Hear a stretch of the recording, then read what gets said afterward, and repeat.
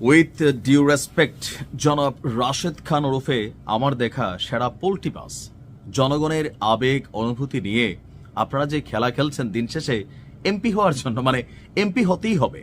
কারণ এমপি না হলে লালবাত্তির গাড়িতে ঘোরা যাবে না, এমপি না হলে ঠিকাদারি করা যাবে না, এমপি না হলে পয়সা কামানো যাবে না, জনসেবা তো উসিলা মাত্র। কথা বলছি গণ অধিকার পরিষদের রাশেদকে নিয়ে। দর্শক, আপনারা সকলেই জানেন যে এই গণ অধিকার পরিষদের যে বিকাশ মানে খেলা শুরু হয়েছিল ভিপি নূর এবং রাশেদের হাত ধরে, তো বিকাশে ভালোই টাকা পয়সা তারা কামাইছিলেন। কিন্তু এখন দিন শেষে এমপি হবার জন্য নিজের দল থেকে পদত্যাগ করে বিএনপিতে গিয়া আশ্রিত অথবা পরজীবী হিসাবেই নিজেকে প্রমাণ করতে চাইছেন রাশেদ। কিন্তু যেই এলাকায় তাকে নমিনেশন দেওয়া হয়েছে সেই এলাকার মানুষ আবার কাফনের কাপড় পরে রাস্তায় নামছে যে কোনো মূল্যে এই রাশেদকে ঠেকাবে। তবে আমার ধারণা সেই আসন থেকে বিএনপির যিনি মাঠ পর্যায়ের ত্যাগী নেতা আছেন, যিনি মাঠ পর্যায়ের জনপ্রিয়তার শীর্ষে আছেন, তার উচিত সে এলাকা থেকে স্বতন্ত্র নির্বাচনে দাঁড়ানো। এমনকি রাশেদদের এইভাবে যারা পরজীবী আছে এদেরকে রাজনীতির মাঠ থেকে সাইড করে দেওয়া। কারণ এরা মুখে মুখে খালি কথা বলা ছাড়া, ফাকনা ফাকনা কথা বলা ছাড়া কাজের কাজ কিছুই করে না। বিএনপির এমন সিদ্ধান্তগুলো আমাকে একটু আশ্চর্য করে। দেখেন, জোট বাঁধবেন ভালো কথা, তো নিজের দলের যে সকল নেতাকর্মীরা 17 বছর যাবৎ মামলা খাইলো, হামলা হইলো, জেল খাটলো, জুলুম খাটলো, এই রাশেদদেরকে নিয়ে যখন ওই আসনে আপনারা বসাই দিচ্ছেন, সেখানে যারা পুরাতন বিএনপির নেতাকর্মী আছে, রাশেদরা ক্ষমতায় যাবার পরেই প্রথম যে কাজটা করবে, নিজের একটা গ্যাং তৈরি করবে, নিজেদের একটা গ্রুপ তৈরি করবে, আর লোকাল যে বিএনপির নেতাকর্মীরা আছেন তাদেরকে উচ্ছন্নে ফেলাই দিবে।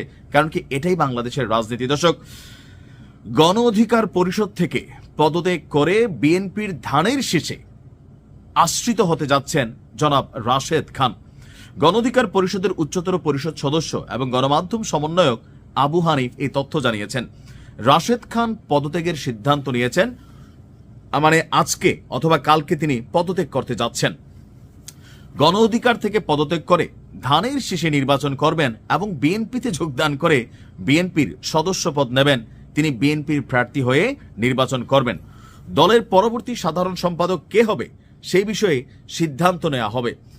এখন রাশেদ খানের জন্য এবং ভিপি নূরের জন্য বিএনপি আপনার দুইটা সিট ছাড়ছে। এর মধ্যে রাশেদ খান হচ্ছে ঝিনাইদহ 4 আসনে বিএনপির মনোনয়ন পেয়েছেন।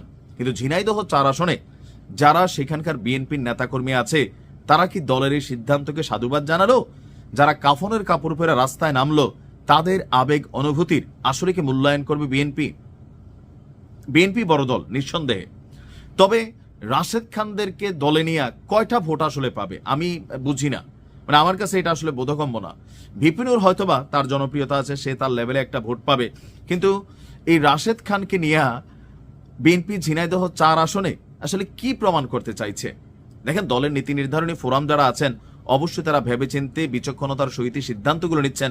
কিন্তু এই নমিনেশন দেওয়া নেওয়ার খেলায় অনেক কিছু সামনে আসছে। যেমন ধরেন, ব্যারিস্টার রুমিন ফারহানার যে আসন, সেখানেও একজনকে জুনায়েদ হাবিব সাহেবকে দেওয়া হলো।